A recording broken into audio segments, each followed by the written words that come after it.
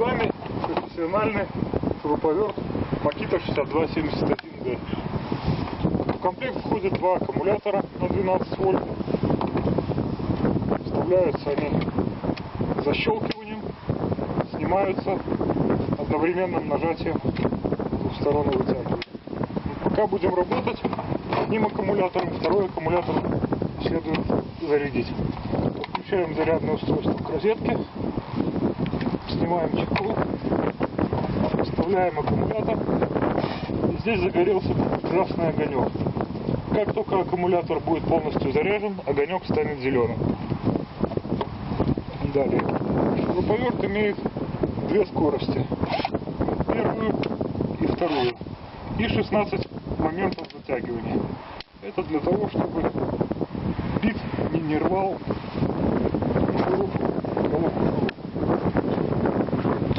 Для закручивания рекомендуем установить момент единицы.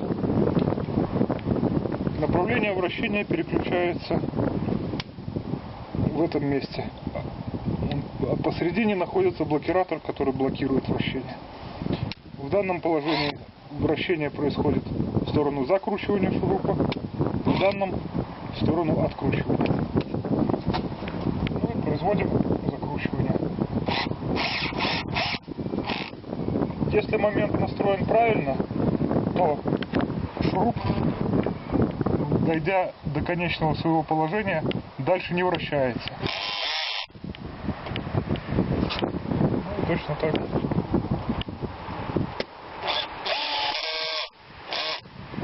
Если не хватает на зажатие, можно добавить момент, и оно зажмет.